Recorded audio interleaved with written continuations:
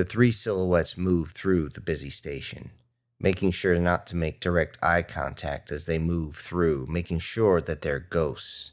They're ghosts because they're hiding. These three are from a species known as goers. There's Bitchin, the mother, Slagan, and Gulan, the daughters. An amphibian species that looks very, very similar to human. They have the same number of eyes, appendages, and digits for sure, but no hair, no fur. Eyes in slits like snakes or cats. Tails that are almost like an extra appendage. Not very thick, but they are pure muscle and able to grasp and manipulate things if need be. Also, they are not the normal colors, which is how you easily differentiate them from humans. However, the change in color is not something that they're born with, but it happens over time. When they're young, they're yellow. When they reach their prime age, they're red. When they get older, they're blue. And if they go solid black, they are an elder and looked at with the highest of regards. The mother, Bichon, is actually blue, and her daughters are red with just the slightest tinge of yellow. They cover themselves with cloaks so they won't be noticed that easily. Even though multiple colored species are in the area as well, they still do not want to take any type of views. They do not want to be seen. One would think that having the cloaks on would make them stick out, but it's common practice for any species that is not used to wearing any type of clothing to simply drape themselves in a cloak from head to toe. This is so they will not get any type of extra reaches from anyone else, and also they wouldn't be stared at. They move through Katusa Station. They moved with haste, but they do not run, as running will draw attention. They want to remain as low profile as possible, as they still need to hide. And the daughters do not question, as they know why. They know because they were there. They saw on the holovids what happened to their father and to their brothers. They had been killed in a hostile takeover, a very hostile takeover of their wealthy family. According to the species laws, if others from their own species can now claim them as their own, the entire family simply falls under the control of the new husband, so to speak. However, there are ways around this, but they cannot risk it. They must run. They must get away as fast as they can. They must receive safe passage out. And Bichon has actually figured out how and where. The daughters are dragging behind as they have been moving for days. She has to nearly drag her daughters, and the daughters are not happy about having to move this much. Their bones ache, their muscles ache, their feet patter on the ground and are in severe pain. They're exhausted, they're dehydrated, they're malnourished, but they keep going. Yet, as a phrase they heard along the way, the journey of 1,000 light years begins with a single step and a lot of bitching. And complaining is what they do a lot. They complain about why they must travel this way. There's no chance for comfort traveling the way they are. No chance for good food, if any food's even available. They risk being forced on as they're being transferred through back channels and maybe even forced into other types of slavery. Or, worst of all, being spaced once they've been used and used up. At most, they believe they might be getting a cargo bay corner, as would be their fate for the trip. Bitchin doesn't say much, as she just continued on towards the bay area. Another bay where nothing but cargo is being moved. It's being sorted out in ways that are absolutely confusing to look at first, as everything is being loaded and unloaded through all sorts of machines. As they enter this bay, the smell of machine lubricant and sweat of all kinds slaps them in the face, and for a moment they forget their other discomforts and are only forced with this one. As they move, they can see the movements of crates, a choreographed dance of sorts that seemed to be beyond foreign to them. The girls had only read about this, the movement of logistics, but they've never actually seen it firsthand. They keep pausing to look at the belts full of goods moving this way and that way, crates moving with a practiced grace, even cranes that even lift things up and move them around. It seems as though everything has been choreographed in some strange opera. Tablets and data devices are being held by every single one there. They're constantly looking up at the crates and then looking at these devices or yelling over the machines at everyone else. Many of them yelling about different prices. It's enough that it just pulls them away just for a moment. It's enough for the daughters, Galoon and Slagon, to pause. Bitchin actually grabs them both and hard, pulling them forward to make sure they don't lag behind. They pass by many, very many. They get past each of the offloading areas as they realize that on each of those docking rings, there's a ship on the other side. They can't see the ship, nor do they really care. They just know that they can see all sorts of good being moved. They only get the occasional look inside the ship, and they can see each species has their own way of doing things. They are occasionally acknowledged by those that they see, but it is just an acknowledgement. It's a look, a nod, a sway of a tentacle or something, but that's about it. Near the far end of this massive bay that all of the ships are attached to, they see something strange. Whatever it is, it's shaped like them, but it's in a full mechanical suit. As they get close, they can clearly see the nanofibers that seem to be covering the entire body. They can see the defined musculature that seems to be pushing up against this nanofiber as though whatever this was extremely strong. The exosuit, the mechanical piece on the outside, is allowing for extremely fast and free movement. They even saw as it one-handed lifted a crate, easily 3 ton, put it in with both hands and place it very gently on the belt, and then it just simply took off. And as they got up close to it, they could see the face was completely covered by a reflective plate. But as they looked close, they could see slight glow inside. They realized that there was a HUD inside, and whatever was in there was reading the logistics at the same time. It was strange. The 3 walk up and ask in simple common if he is Captain Sparrow. This human paused. A light began to move inside the faceplate as he simply stared and responded, "No, ma'am. Captain Sparrow departed an hour ago." With that, he motions towards an empty docking collar, which has now been sealed up so they don't all get sucked out into the vacuum. Then the human simply says, "Could I assist you in some way?" Mitchin almost collapses as she realizes that her original ride is gone. She explains she had paid for transport, but before she finished, the human simply raised one hand, palm forward. She didn't understand if this was a common thing, if she was being insulted like she was being flipped the bird or anything, but she realized that since he was simply standing there with a hand up, perhaps it means he wants her to pause. He then says, "Ma'am, your transportation has been secured."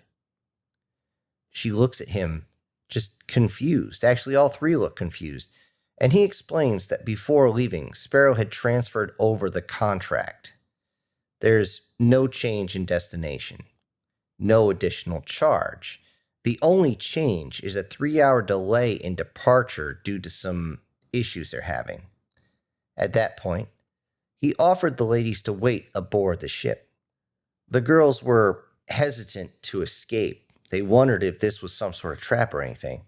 The mother Bichos actually looked forward directly at the human, and very concernedly began to ask if the delay would actually change the price, if that would bring some sort of bonus to them, most likely thinking that this would get them some sort of extra ration or something.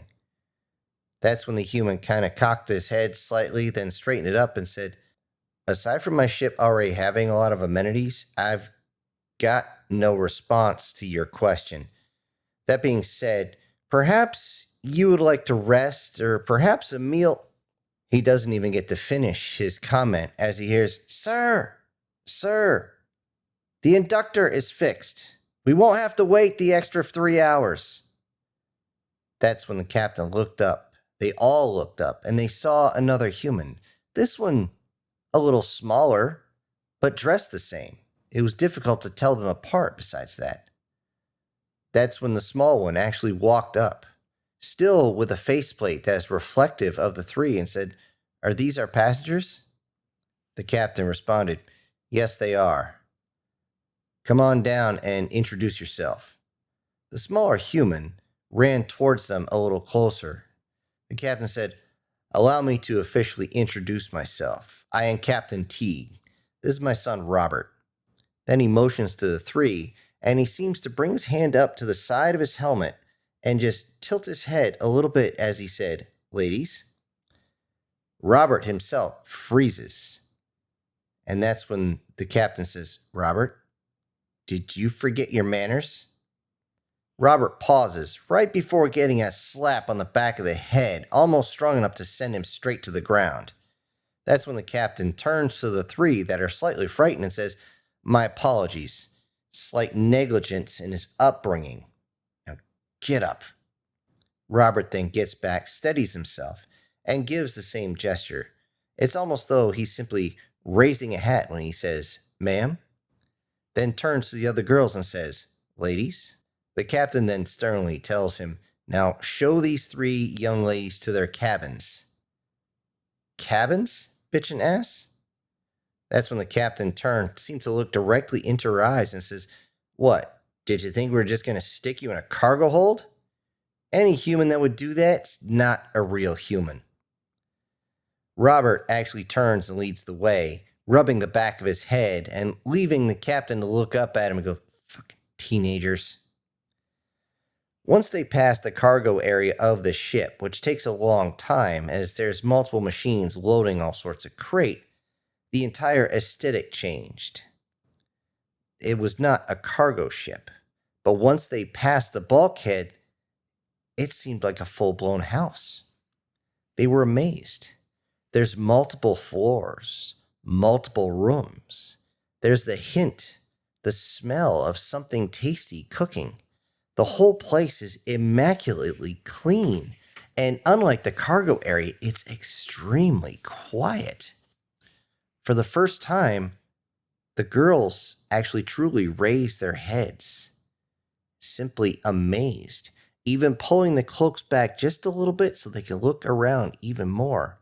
Even Bitchon was seemingly getting relaxed. They're led to the corridors to a couple of rooms that were side by side of each other. It seemed as though both the mother and daughters wanted to open their rooms at the same time. As Robert said, ma'am, this one's for you. Ladies, yours is over here. When they opened the doors, they were amazed. Each of these were fully furnished. Bitchon's room had a king-size bed with actual clean linens. On the side was a plush chair right next to a full entertainment system that had holo screens and VR systems. There was clean clothing in the drawers when she looked, and she even saw a robe, also known as a house coat, hanging up. And as she touched it, she realized it was made of excessively fluffy and soft materials. And then she opened another small door inside and was amazed. She had her own latrine. Bitchon just stood silent at that point. And that's when Robert looked over at the girls, because Slagon and Gulon were not silent. They were amazed at everything they found, examining every single amenity. Most of the things they were excited about was the shower. A full-on rain shower built to accommodate multiple personnel with fresh towels waiting to dry them off. They couldn't believe this was for them. Did they somehow die in the station and enter some sort of heaven? But what they loved the most was the fact that they now had each their own queen-size bed, each one with very fresh linens sitting there waiting to be used. Robert simply says, "Is it to your liking?" The girls themselves were absolutely giddy, not even really giving a crap about anything, as Robert simply went back and forth from room to room. When he posed that question to Bitchan, she simply said, "It's beyond expectations." As she stood there almost speechless, Robert said, "Oh yeah, be aware when we disengage from the station, it's going to be a little bumpy. Also, dinner is at 1800 standard time." At that point, he actually motions to the clock. That's when Bitchan actually just turns and seems to nod. It seems though she wanted to smile, but didn't know if showing any of her teeth was going to be a good thing. That is when Robert actually went to tell the girls the same thing, but as he begins to get his words out, both Gular and Slagar drop the robes and begin running with very little clothing, if any, straight into the shower. Talking about their first cleansing in at least 11 days, possibly more. After their naked bodies run past him, Robert simply backs out of the doorway, closes the door, turns almost in a trance, but as he does, he notices Bitchan is actually standing there, glaring at him.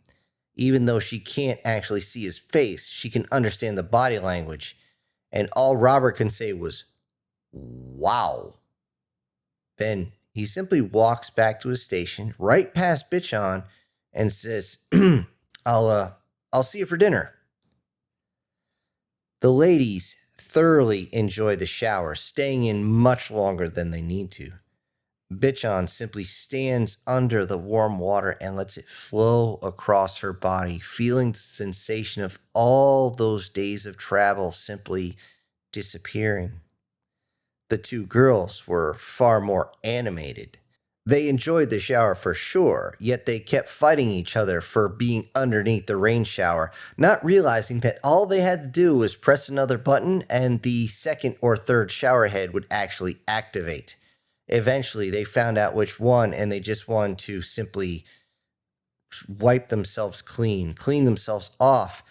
And at that point, they were all shocked to discover something they didn't think they would find. Real soap. Not the chemical stuff that they had known actually burns their amphibious skin, but actual, honest-to-God, real soap.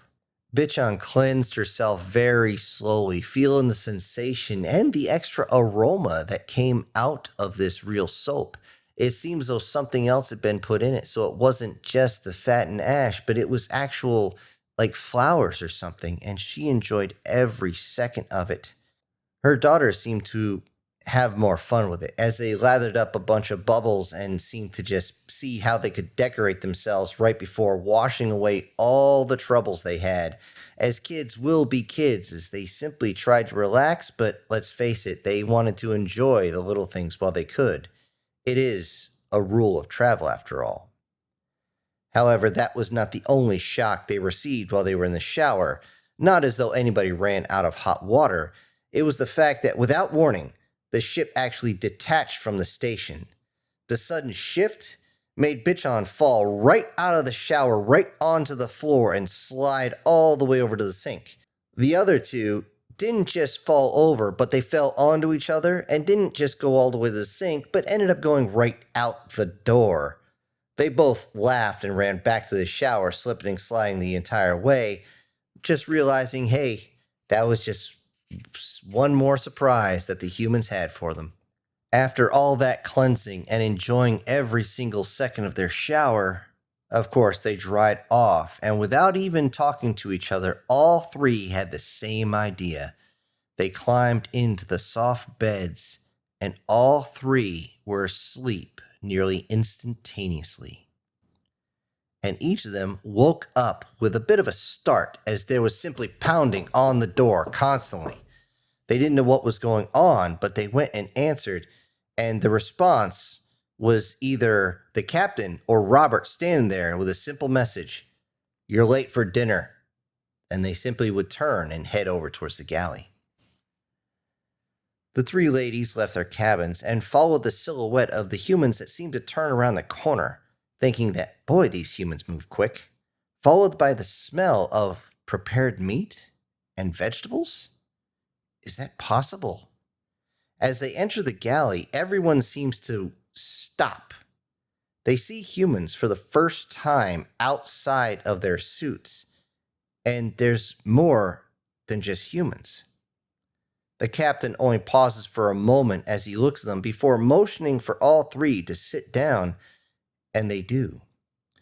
He introduces them to the other members of the crew. Of course, they already met the captain, they met Robert, and there's Ava, Robert's girlfriend, and two androids, Betty and Veronica. All three of the goers were absolutely stunned that these were androids. They had to actually look close, as they could only tell that they were androids if they looked really, really close. But there was something off about them to show that they were manufactured. Their skin was too perfect. Their hair was too perfect. Their body shapes were too perfect. And of course, when they spoke, even though they did have inflection, they seemed to speak very, very formally. The three goers were told to wait before they actually grabbed their plates, as the plates were actually delivered towards the table before everyone sat down. And before they even realized what was going on, every single one of the humans, if they were wearing any headgear, took it off, placed it on the side, and they stopped, and they began to say something all together. This is when the three goers realized that the humans had stopped to pray for their food. As the humans did this in their own language, the goers, realizing what was going on, actually performed one of their own prayers in their own language. And this seemed to calm everyone down a bit. As they hesitantly took bites, the goers, all three of them, were shocked. That's when Gulan says, This is? The captain responded, "This is real food." The goers were amazed at this. They believed they'd get some sort of protein paste or something if they were lucky, but no, this was real. And the goers began to dive into their food, taking small bites at first, just enjoying everything, eating up whatever was on their plate. As the captain explains, there's entire decks of this ship specifically set to cultivate vegetables and even fruits. And they even have some small livestock on this ship. Chicken, sheep, pigs, goats, that sort of thing. Nothing too large. Though they'd like to, they just can't handle cattle. They're too big. This is when the three goers begin to realize the size of this ship. It must be so much bigger than they thought. They didn't have a chance to see it from the outside, and they didn't see a schematic either when they came in. They believed that this was a small to medium-sized transport, even with the areas that they saw, but they were so tired and so exhausted, it's like they didn't understand the actual depth and width of the ship. The one whose brain was blown the most was Bichon, as she believed that if she was with Captain Sparrow, the most she would get was transport on a human's personal transport, also known by the humans as a PT boat. As they enjoyed their meal, Captain Teagues jumped in and said, "We humans have this thing about real food. We do this because the fake stuff nearly killed us all once before, and we learned the lesson. So every ship big enough has, at bare minimum, a hydroponics base so we can get some sort of fresh food." The three goers continued to eat as he continued to explain all the different ways that they have good food on the ship, and they savored every single bite, even more so as he explained how they were able to get fresh fruits and vegetables every single day. When he was done, Ava asked, "How long has it been since your last meal?" as she was concerned, as it seemed like they were actually trying to eat the damn plate as they actually licked the gravy and the juices off the plate. That's when the girls looked up and simultaneously said 15 days, as was like they were trying to reach for even more food.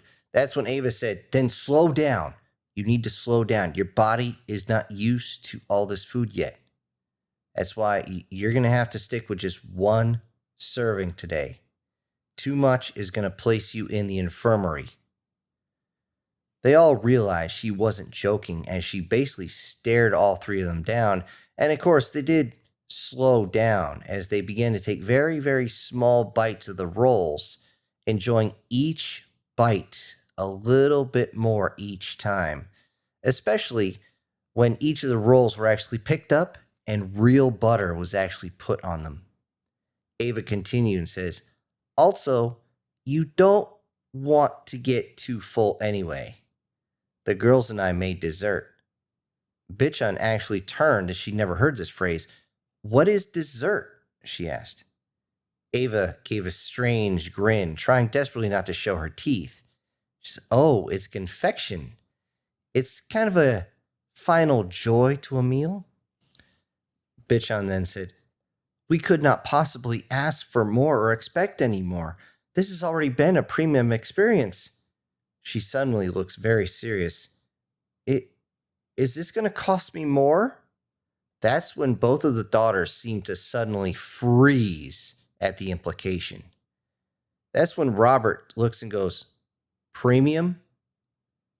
What are you talking about? This is just the way we are." The goers looked at each other and were completely confused. That's when the captain sat up straight as though to command his presence throughout the room. He said, "He's correct. Though some human ships do not have the capacity for all such amenities as this one, this is normal to us. As humans, we enjoy a clean and welcoming environment. Also, we always enjoy good food, which is why this ship has been designed the way it's been. I mean, I've spent Betty chimes in, 247 years, Captain." "Ah, yes, thank you, Betty. 247 years in the stars, and I've been upgrading this ship the entire time. I mean, it's more than a ship to me, after all. I mean, it's not just a keel, an engine, and a bridge. I mean, that's what a ship needs. What this ship is, it's home. And because it's home, I can spend all my time upgrading." That's when he looked up at the androids, and they both seemed to turn their heads ever so slightly and said, "Aha, my mistake. We spend our time upgrading." Bitchon looks over at Robert and realizes how similar he looks to the captain, and she says, "Are you an upgrade?"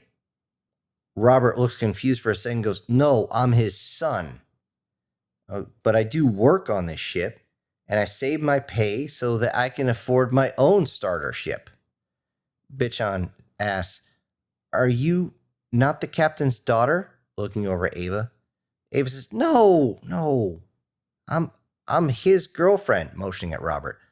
"I moved on this ship a while back. I mean, I'll be moving onto the starter ship with Robert soon enough." The three goers are confused at this. They don't understand the social actions of humans. That's when the captain simply said, "Okay, let me explain. Those of us that live out here in the ether live in such ways. It's a variation of raising children on a planet. A starter ship is like a starter home.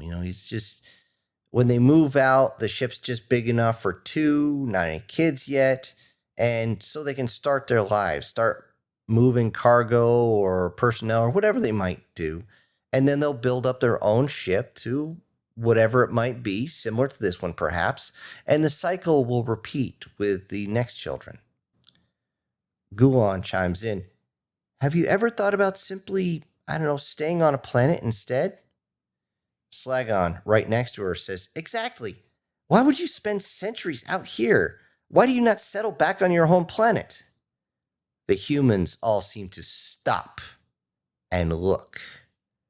The room goes dead quiet. The tension rises and everybody can feel it, but it's not directed at anyone. Another android, Veronica, chimes in.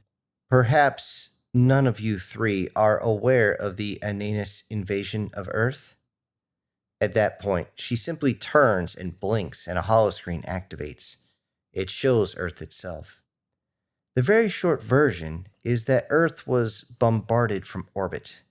Though only 13% of the surface was effectively destroyed, in particular, striking at this continent here, known to humans as Africa, and much of its surrounding ocean, Earth itself had to unfortunately be abandoned to let it heal.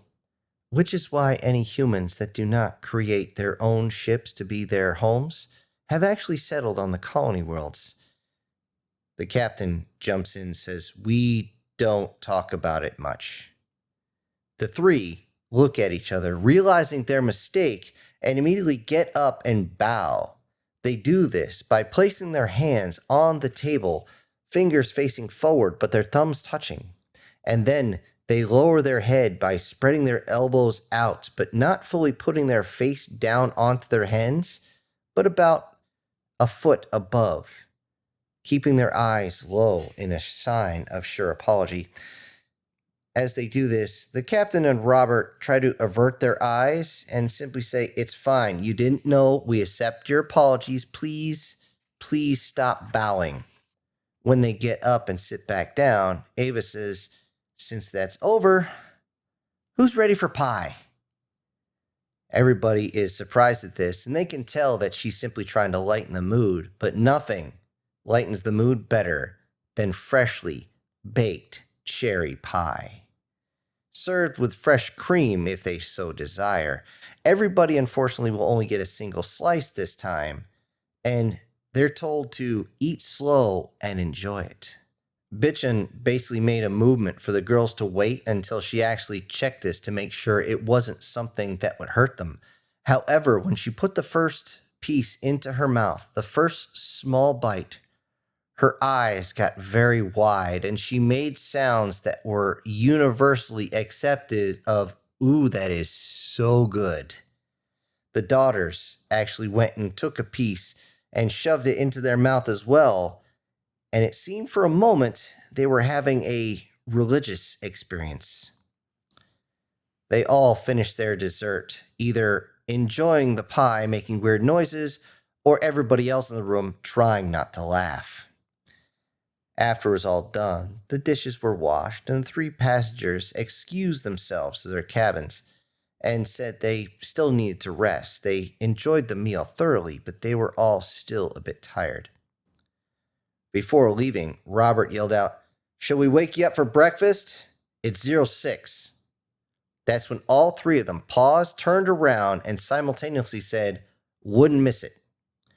And just as they got towards the door, the captain said, "One final item before you leave. Next time you leave your cabins, I ask that you wear some clothing. Your features are far from unpleasant, and they are a bit distracting." That's when all three of them realized that they've been standing there pretty much without an even fleck of clothing on, but this was their culture after all. But they turn and leave. After only a few seconds, the captain turns and says, "Ava, you have a mission tomorrow, and you're going to have to show them the finer points of underwear at the very least. At least that much." Ava gets this sly look on her face as the captain gets up to leave.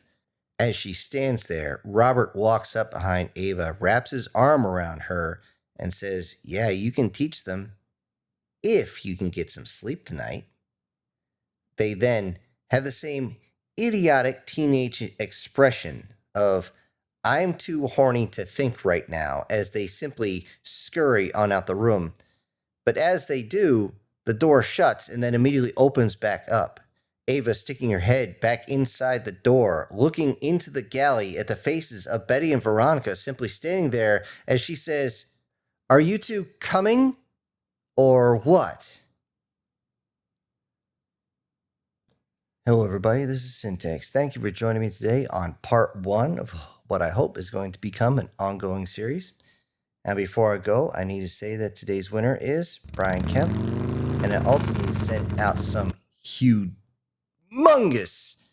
thank yous to the supporters of this channel, and they are Prozac and Pancakes, Clinton Arundel, MTF Guard, Brian Kemp, Erica Gem, Julius Boone, Guardian Sage, and Steve Ewing.